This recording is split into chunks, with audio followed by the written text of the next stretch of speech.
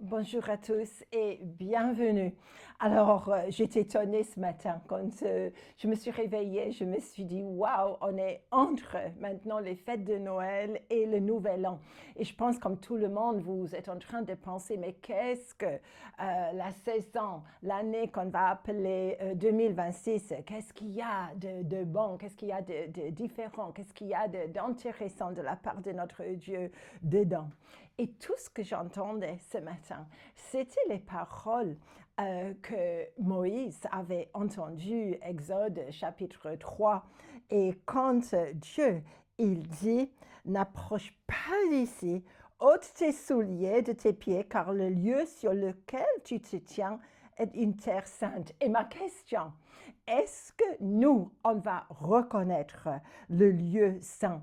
Est-ce que nous, on va reconnaître notre buisson ardent? Parce que j'ai la conviction que pour beaucoup de saints dans cette saison, Dieu, il a travaillé pour que nous, on puisse faire juste comme Moïse, qu'on puisse juste faire une petite déviation pour voir quelque chose d'extraordinaire dans le désert peut-être de notre vie et qu'on puisse rencontrer Dieu au milieu de notre buisson ardent. Parce que j'ai l'impression que pour beaucoup de saints, il y a un buisson ardent, individuel, personnel qui va nous guider dans cette saison. J'espère que ça va vous encourager.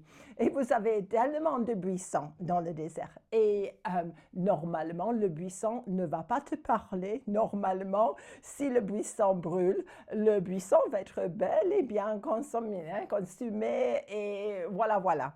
Mais ici, non.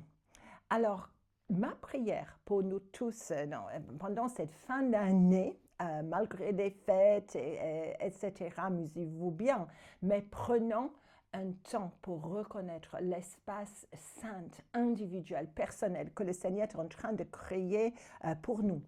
Et vous savez, il y a trois choses intéressantes pour moi, ce sont trois choses super intéressantes.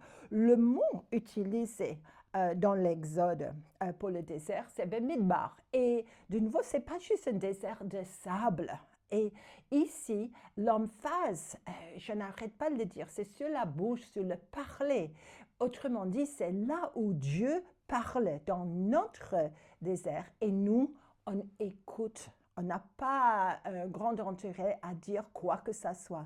Dieu, il est en train de créer une pause, c'est là, dans notre vie pour nous préparer et essayer de ne pas être trop bousculé dans cette saison parce que le buisson ardent n'est pas là en permanence. Et alors, nous, on écoute et on écoute avec grande attention. Et puis, j'ai regardé un peu, quel mot est employé en hébreu pour buisson? Et en effet, il est question d'un buisson qui a beaucoup d'épines. Et je ne suis pas arrivée encore à la fin de ma pensée prophétique, mais le Seigneur m'a parlé beaucoup de la couronne que Jésus a été obligé de porter, remplie d'épines pour l'humilier dans sa royauté, juste à la crucifixion. Je me suis dit, il y a un lien entre les deux. Et puis, chose étrange, que le buisson reste intact. Le buisson n'est pas consumé par le feu. Et je sais que le feu de Dieu, un esprit qui brûle, va arriver de manière extraordinaire, je pense, dans la vie de beaucoup de gens. Tu ne vas pas être consumé, non, mais tout ce qui est impur va être consumé. Et je pense beaucoup à Moïse, aussi un prophète que j'aime énormément, c'est juste extraordinaire.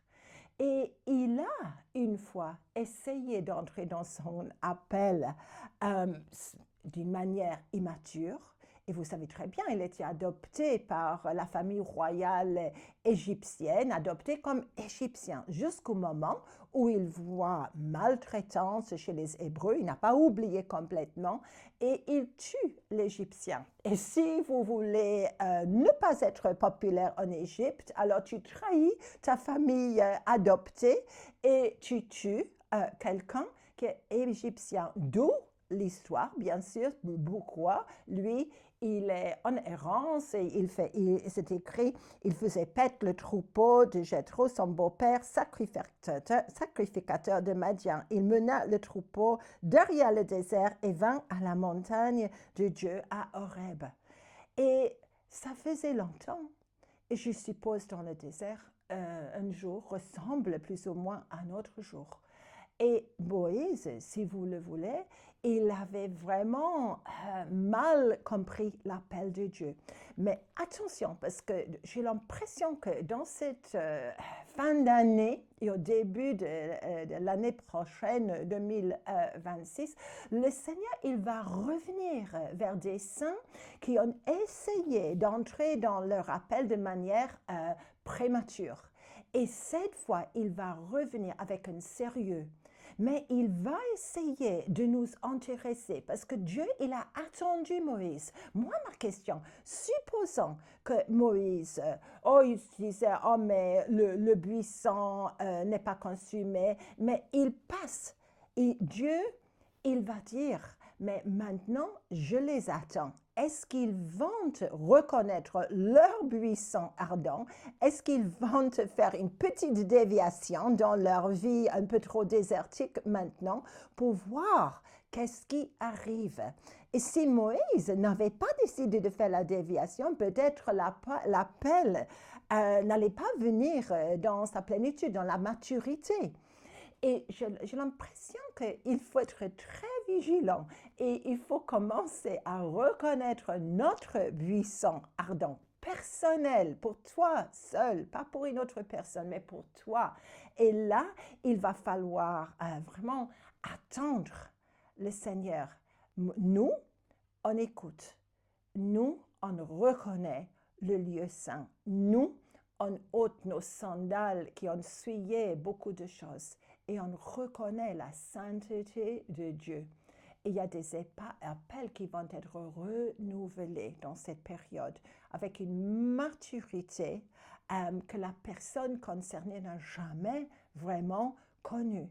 Et amen pour ça. Mais faisons ce que le Seigneur nous dit de faire. Et je vais juste lire. Et vous allez peut-être faire comme une petite méditation, vous allez faire une petite pause pendant les fêtes.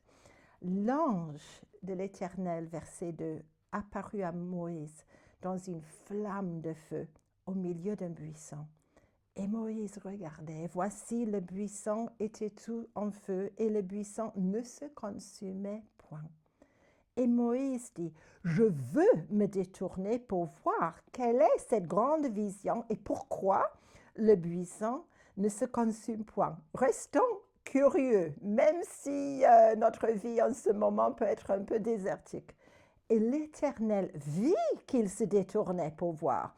Et Dieu l'appela du milieu du buisson et dit, Moïse, Moïse. Et il répondit, me voici. Et Dieu dit, n'approche pas d'ici. Ôte tes souliers de tes pieds, car le lieu sur lequel tu te tiens est une terre sainte.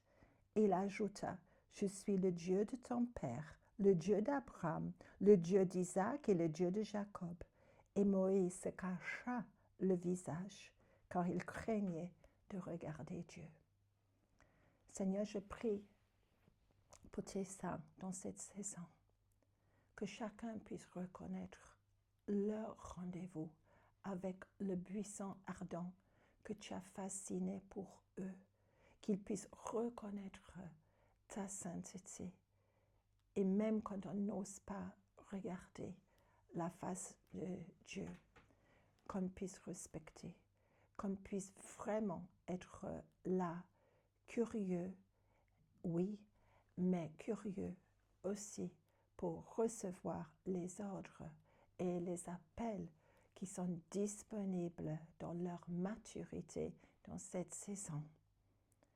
Soyez bénis et bonne fête.